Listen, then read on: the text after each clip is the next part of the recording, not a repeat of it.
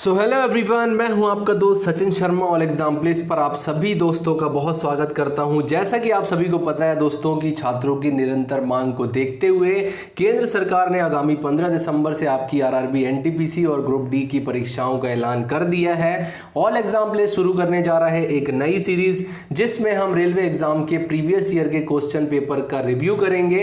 इस वीडियो में हम प्रतिदिन जीके और जीएस के 10 से 15 प्रश्नों की चर्चा किया करेंगे। इस सीरीज को शुरू करने का हमारा उद्देश्य आपके एग्जाम शुरू होने से पहले पहले रेलवे एग्जाम में जो पहले जीके और जीएस के क्वेश्चंस पूछे गए हैं उन सभी क्वेश्चंस को जो है पढ़ लेना है, क्योंकि हमारी परीक्षाओं में कई बार सीधे ही प्रीवियस ईयर के क्वेश्चन उठा करके पूछ लिए जाते हैं। तो दोस्तों चलिए हम शुरू करते हैं वीडियो को शुरू करने से पहले आपको बता देना चाहता हूं ऑल एग्जाम प्लेस आपके लिए लाया है एमपी पुलिस का कोर्स। आपके जैसे बहुत सारे छात्र जो हैं हमारा ये कोर्स ज्वाइन कर चुके हैं। आप भी मात्र 1000 रुपए की फीस देकर एमपी पुलिस का कोर्स ज्वाइन कर सकते हैं और अपनी एमपी पुलिस की तैयारी को और भी बेहतर बना सकते हैं। हमारा पहला प्रश्न है दोस्तों कि भारतीय राष्ट्रीय कांग्रेस की स्थापना किस वर्ष हुई थी। दोस्तों 28 दिसंबर 1885 को भारतीय राष्ट्रीय कांग्रेस की स्थापना की गई थी। इस समय वायसराय कौन थे? तो इस समय वायसराय थे लॉर्ड डफरिन। भारतीय राष्ट्रीय कांग्रेस पार्टी दोस्तों भारत की सबसे पुरानी पार्टियों में से एक है। ऐतिहासिक दृष्टिकोण से देखा जाए तो 133 साल पुरानी ये कांग्रेस पार्टी जो है इसकी स्थापना एओ ह्यूम, दादा भाई नौरोजी, दिनशा वाचा, व्योमेश चंद बनर्जी ने मिलकर की थी। हालांकि एओ ह्यूम जो है इन्हें जो है भारतीय राष्ट्रीय कांग्रेस का जो है स्थापना करने वाला माना जाता है। अगर आपसे पूछा जाता है कि भारतीय राष्ट्रीय कांग्रेस की स्थापना किसने की थी तो ये की थी एओ ह्यूम ने। एओ ह्यूम जो है दोस्तों इनका पूरा नाम है एलन ऑक्टेवियन ह्यूम। कई बार आपसे परीक्षाओं में ये प्रश्न भी पूछा है कि हर्मिट ऑफ शिमला या शिमला का संत किसे कहा जाता है, तो एओ ह्यूम को ही शिमला का संत या हर्मिट ऑफ शिमला कहा जाता है। ये एडिशनल फैक्ट है, इसे भी याद रखिएगा।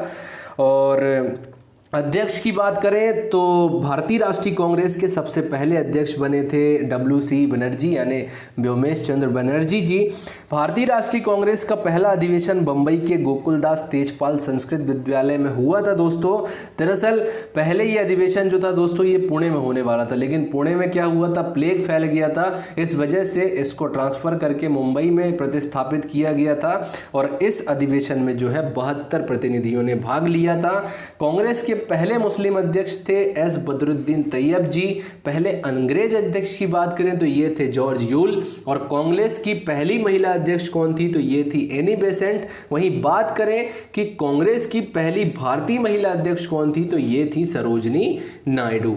राष्ट्रपिता महात्मा गांधी भी दोस्तों एक बार भारतीय राष्ट्रीय कांग्रेस की अध्यक्षता इन्होंने की थी और ये था 1924 का बेलगांव अधिवेशन।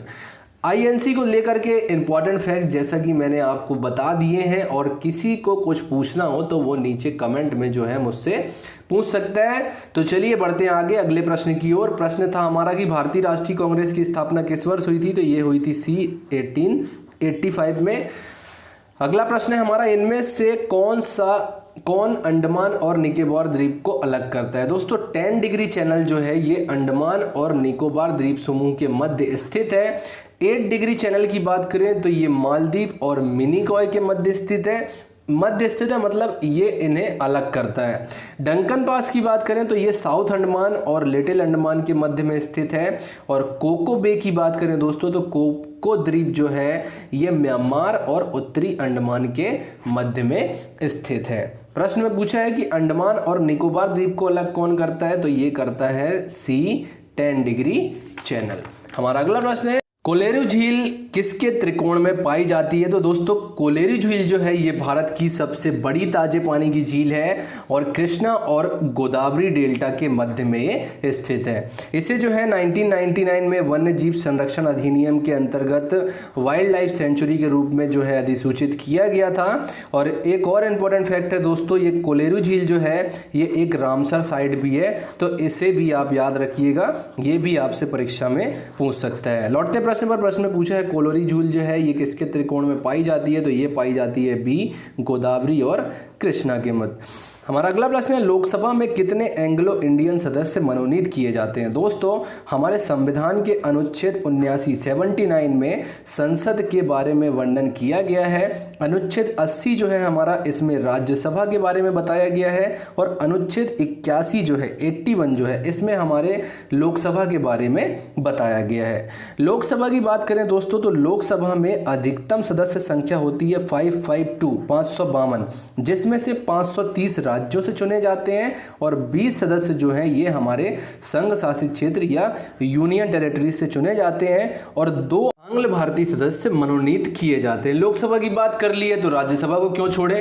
राज्यसभा में सदस्यों की अधिकतम संख्या होती है दोस्तों 250, जिसमें से 238 सदस्य निर्वाचित किए जाते हैं और 12 सदस्य जो हैं ये साहित्य, कला, विज्ञान और समाज सेवा के क्षेत्र से जुड़े होते हैं, जिन्हें हमारे देश के माननीय राष्ट्रपति महोदय द्वारा मनोनीत किया जाता है। लौटते हैं प्रश्न पर। प्रश्न में पूछा है कि कितने एंग्लो इंडियन सदस्य जो हैं ये लोकसभा में मनोनीत किए जाते हैं, तो ये किए जाते हैं A02। हमारा अगला प्रश्न है कि अशोक स्तंभ कहां पर स्थित है। दोस्तों अशोक मौर्य वंश का एक प्रसिद्ध शासक था। इसने 273 ईसा पूर्व से 232 ईसा पूर्व तक भारतीय उपमहाद्वीप पर शासन किया था। बौद्ध साहित्य में दोस्तों अशोक को एक क्रूर और निर्दयी शासक बताया गया है, लेकिन कलिंग युद्ध के बाद अशोक ने जो है उसका हृदय परिवर्तन हुआ और उसने जो है बौद्ध धर्म को अपना लिया, ऐसा बौद्ध ग्रंथ बताते हैं। देश के कई हिस्सों में स्तूपों और स्तंभों का निर्माण जो है इनके द्वारा कराया गया था। इसमें से एक प्रमुख स्तंभ है अशोक स्तंभ, जो कि वर्तमान बिहार के सारनाथ में स्थित है। ये जो है भारत का, हमारे देश का राष्ट्रीय प्रतीक चिन्ह भी है। तो अशोक स्तंभ कहां पर स्थित है दोस्तों, तो ये है B सारनाथ में। हमारा अगला प्रश्न है कि रियो पैरालंपिक 2016 में दीपा मलिक ने कौन सा पदक जीता था। दोस्तों ब्राजील के रियो में आयोजित वर्ष 2016 के पैरालंपिक खेलों में भारतीय महिला पैरालंपिक खिलाड़ी दीपा मलिक ने रजत पदक यानी सिल्वर मेडल प्राप्त किया था। इनका संबंध किस खेल प्रतियोगिता से है, तो इनका संबंध है शॉटपुट इवेंट से। वर्ष 2019 में राजीव गांधी खेल रत्न अवार्ड से भी इन्हें सम्मानित किया गया था। तो इनका जो नाम है और इनका संबंध किस खेल प्रतियोगिता से है ये भी याद रखिएगा, और राजीव गांधी अवार्ड इन्हें किस वर्ष दिया गया है आप ये भी याद रखिएगा, क्योंकि इन्हीं में से आपसे प्रश्न परीक्षा में पूछा जाएगा। तो हमारा जो प्रश्न है कि इन्होंने 2016 के रियो पैरालंपिक में कौन सा पदक जीता था, तो ये जीता था B रजत पदक। अगला प्रश्न है दोस्तों हमारा कि दक्षिण भारतीय मंदिरों के प्रवेश द्वार को क्या कहा जाता है। दोस्तों गोपुर या गोपुरम एक स्ट्रक्चर होता है जो कि दक्षिण भारतीय मंदिरों का प्रवेश द्वार पर बना होता है और हिंदू मंदिरों के स्थापत्य कला का एक प्रमुख अंग होता है ये। तो हमारा जो प्रश्न है कि दक्षिण भारतीय मंदिरों के प्रवेश द्वार को क्या कहा जाता है, तो ये कहा जाता है गोपुर, और कई जगह जो है आपको गोपुरम भी देखने को मिलेगा, तो इसमें कंफ्यूज नहीं होना है हमें। अगला प्रश्न है हमारा कि दिल्ली में निम्नलिखित में से किस सुल्तान ने अलाई दरवाजे का निर्माण कराया था। आप में से बहुत से छात्रों को ये क्वेश्चन का आंसर पता होगा। दोस्तों अलाई दरवाजा एक शानदार प्रवेश द्वार है जो दिल्ली के सुल्तान अलाउद्दीन खिलजी ने बनवाया था।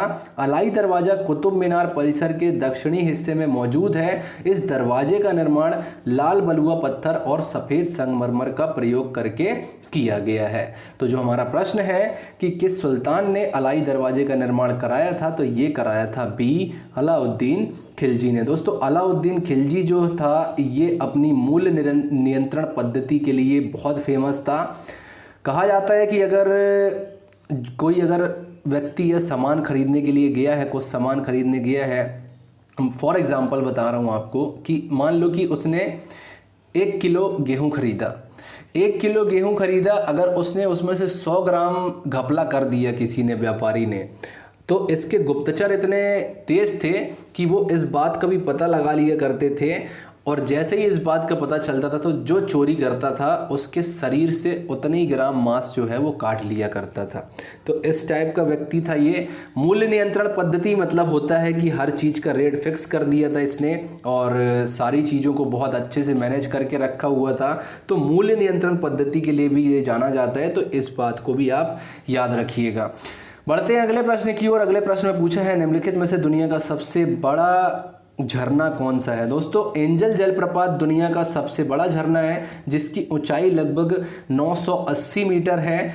कई बार ये भी पूछा गया है परीक्षा में कि किस नदी पर है ये, तो याद रखिएगा ये ओरनिको नदी पर है। और किस देश में है, तो वेनेजुएला जो कि एक दक्षिण अमेरिकी देश है, ये जलप्रपात इसी देश में अवस्थित है। तो हमारा जो प्रश्न है कि दुनिया का सबसे बड़ा झरना कौन सा है, तो ये है डी, एंजल फॉल। हमारा अगला प्रश्न है कि सत्यमेव जयते किस उपनिषद से लिया गया है। दोस्तों सत्यमेव जयते अर्थात सत्य की विजय होती है, ये भारत का आदर्श राष्ट्रीय वाक्य है, हमारे देश का आदर्श राष्ट्रीय वाक्य है। ये भारत के राष्ट्रीय प्रतीक के नीचे देवनागरी लिपि में जो है ये लिखा हुआ है। ये ध्येय वाक्य जो है ये मुंडकोपनिषद से लिया गया है। सत्यमेव जयते का प्रचार प्रसार करने और राष्ट्रीय स्तर पर फैलाने का श्रेय जाता है पंडित मदन मोहन मालवीय को।